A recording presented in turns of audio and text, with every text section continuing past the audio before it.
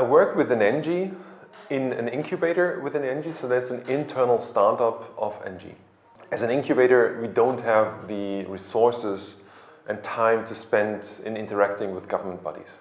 The recent changes that the German government has implemented or is about to implement is that they don't only pay for the electricity of solar power that we inject into the grid, but they also give a support or small subsidy for the electricity that we sell within the houses. The political intention of that is to give a chance to also tenants of multifamily houses to profit from the energy transition. Historically, it was only the single house owners who profited, who built rooftop solar, who were profiting from the energy transition. Now, with this change in law, it will also be the tenants of multifamily houses who cannot afford to buy a house themselves, to buy a solar system themselves. But when they live under this roof where we install solar power, they will profit from very cheap solar energy. So we build the solar PV system on the roof, connected to the central grid connection.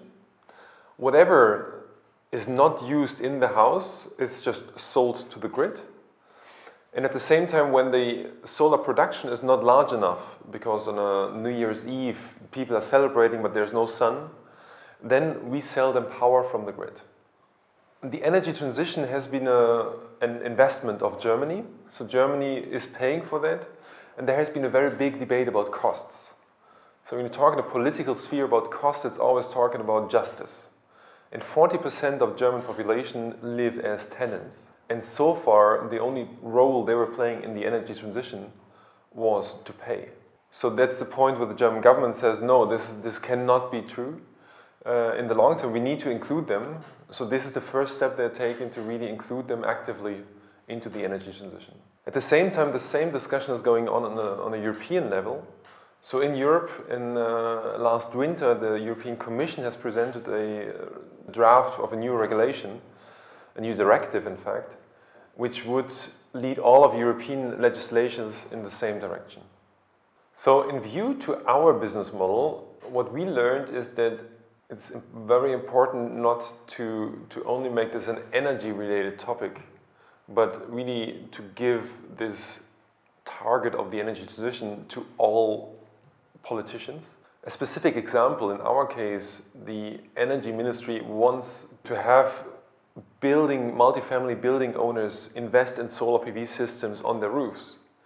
But then the Ministry of Finance really gives very, very negative incentives in terms of the taxation. So basically you have to really find a way to solve that unless you have a lot bigger disincentives of taxation of your other revenues than the income you can generate by the solar PV system. And in this way it's really the Ministry of Energy and the Ministry of Finance that need to work together to allow the energy transition to happen.